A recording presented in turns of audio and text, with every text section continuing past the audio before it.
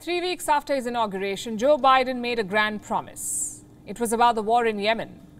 The US had been arming the Saudi coalition for nearly 5 years. The war was being fought with American weapons. Joe Biden promised to stop that. The war has to end, he said. Listen in. This war has to end. And to underscore our commitment, we are ending all American support for offensive operations in the war in Yemen, including relevant arms sales.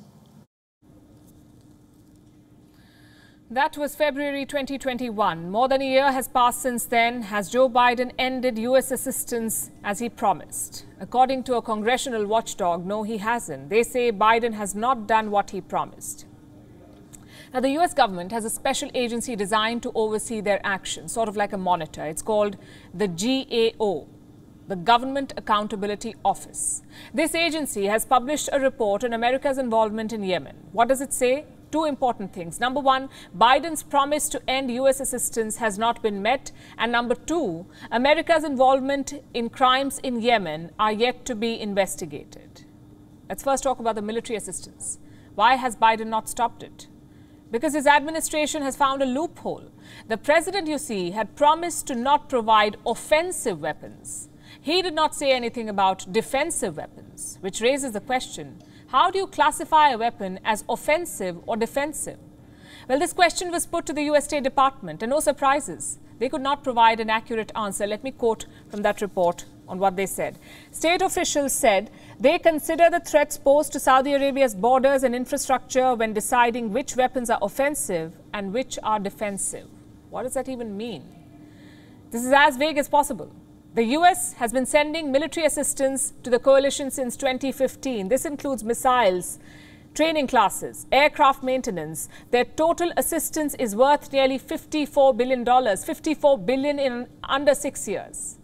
How did the coalition use these weapons?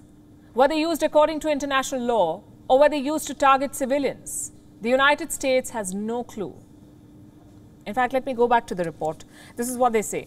Despite several reports that airstrikes and other attacks by Saudi Arabia and UAE have caused extensive civilian harm in Yemen, DOD, that is the Department of Defense, has not reported and state could not provide evidence that it investigated any incidents of potential unauthorized use of equipment transferred to Saudi Arabia or UAE. Let me translate that for you. America could not be bothered. They shipped lethal weapons to Saudi Arabia and the UAE. No oversight, no investigations. The coalition was free to use them however they pleased. Maybe civilians were killed with these weapons. Since 2015, the Saudi coalition has carried out 23,000 airstrikes in Yemen. And not all of them targeted military assets. Some hit wedding receptions. Others flattened schools and hospitals. Around 18,000 civilians were killed by coalition bombs. It's hard to imagine that none of them were American. 23,000 strikes and 0 U.S. weapons. That sounds highly unlikely. So chances are U.S. weapons were used to target civilians in Yemen. And what did Joe Biden do about it? Absolutely nothing. His officials did not even bother to investigate. What does that say about Biden's commitment to human rights? That it's not genuine. It's all about political convenience. During the campaign, he attacked Saudi Arabia's crown prince. He promised to make the kingdom a pariah. But next month, in the coming month, Biden is visiting that same Saudi Arabia. He's scheduled to meet Crown Prince MBS. And guess what they will discuss?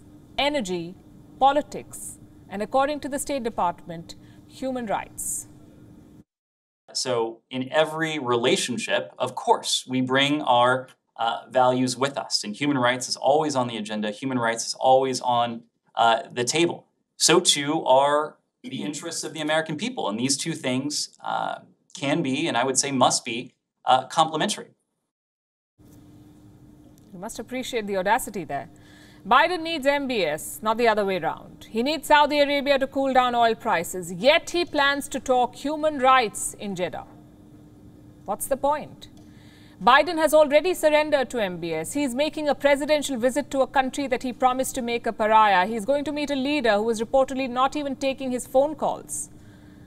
There is no redemption from that, or from America's role in Yemen, or Iraq, or Afghanistan or Libya, the list goes on. US weapons have killed countless innocent civilians, but every time they get a clean chit because they have appointed themselves judge, jury and executioner. Compare that to how they treat other countries. There are special reports for everything. For religious freedoms, for human rights, for war crimes.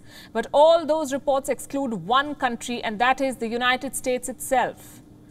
In Yemen's case, the Congressional report has exposed the double standard. But don't expect any consequences because, as always, the US military is above law and morals. WION is now available in your country. Download the app now and get all the news on the move.